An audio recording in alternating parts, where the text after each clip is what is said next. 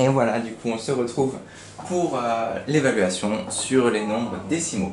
On a donc trois catégories. Première catégorie, l'addition avec 3 calculs. Deuxième catégorie, la soustraction avec 3 calculs. Et dernière série, la multiplication avec 2 calculs, parce que je sais qu'on a déjà pas mal travaillé aujourd'hui. Voilà. Ok. Alors, je vous ai mis du coup, déjà pour les enfants qui sont dyslexiques, j'aurais mis moins de calculs parce que c'est plus difficile pour eux. Voilà. Du coup, j'ai fait une note spéciale pour les dyslexiques, une note spéciale pour les non-dyslexiques. Chaque calcul vous fait gagner 2 points, sauf pour les multiplications.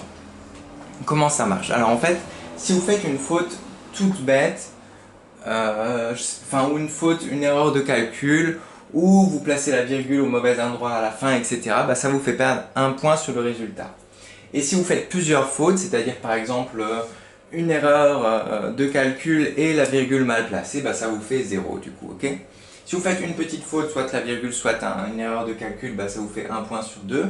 Et si vous avez, si vous n'avez pas réussi, vous avez fait des fautes et vous avez mal placé la virgule, ça vous fait 0.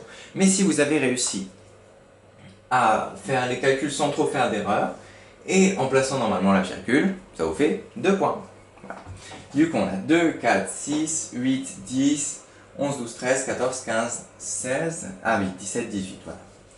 Et si vous avez, du coup, voilà, entre 0 et 4 pour les enfants dyslexiques, c'est assez bien, entre 4 et 8, c'est bien, entre 8 et 13, c'est très bien. Pour ceux qui ont 13, bravo, je vous ai même fait un dessin de dinosaure. Pareil pour les enfants non dyslexiques, c'est un dessin de dinosaure ou pas.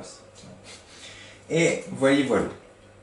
Ok, je vous laisse faire tout ça. Bon courage à tous, vous aurez ce soir la correction. Moi, je vais aussi travailler, du coup, pour faire votre correction. A tout de suite et bon courage.